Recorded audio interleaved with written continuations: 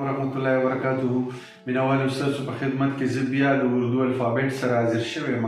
زموږ چې کوم اپکمینګ لیټر دی د اردو هغه دی غټ کاف نقطو والا. هغه به زه اوس انشاءالله ستاسو په وړاندې باندې لیکم. تاسو ما سره اوسئ او توجه سره وګورئ څنګه په الفابیټ کې جیم چې کوم دی هغه کینګ ګڼلی شي او د دغه فیملي نه چې کوم دی دا کاف هم تعلق ساتي کېږي.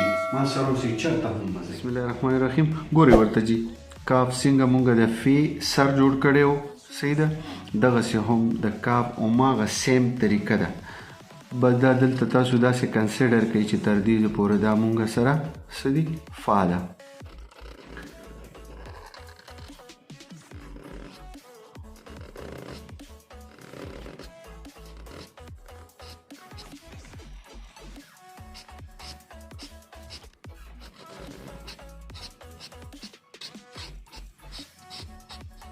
دا یو د دې فا او د کاف نه بلکې و چې کوم دی هغه هم په دې طریقه باندې لیکلی شي، صحیح ده.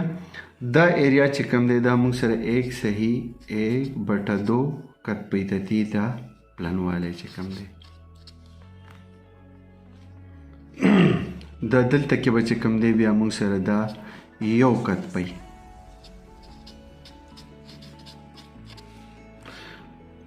د دې ځینه به تاسو بالکل ما درته څنګه ویلي دي بار بار وایم تاسو به بالکل خپله ساه بندوئ او د دې ګولایي سره به چې کوم دی تاسو انصاف کوئ.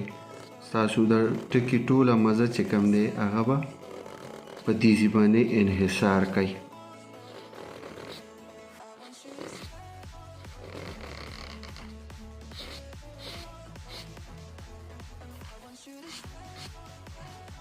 بعضې خلک دا د دې ځینه داسې بوځي، بعضې چې کوم دی ډېر زیات کیر کوي نو هغه وله دا حصه د دې ځینه راکوزه کړي.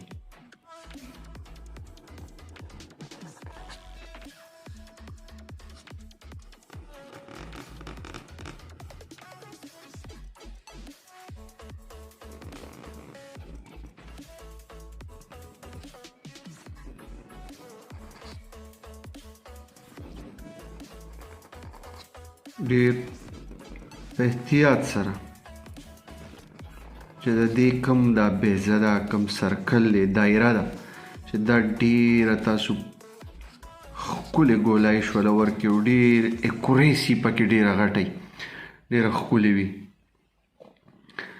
دا به موږ سره چې کوم دی د دې ځینه والا تر دې پورې دا کومه ایریا چې ده دا به موږ سره وي 3 صحیح 1/2 قط. یعنې ستا د قلم چې کوم وید وي پلنوالی وي هغه به دا چې د دې دا کوم پلنوالی د دې ځینه تر دې پورې دا به 3.5 قطه وي، صحیح ده. دغسې به چې کوم دی 1/2 قط په تاسو د دې ځینه لاندې لږ راځئ. دا ایریا چې کوم دی که نه دلته کې 1/2 قط به دا لږ ټیټ راځي د دې ځینه.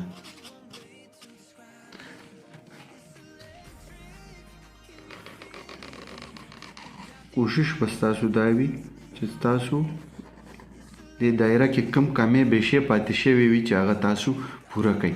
هله به ستاسو د کاف او داسې د هر یو الفابیټ د اردو که هغه د انګلیشي ستاسو به هله د هغه ټکي خوند پیدا کېږي.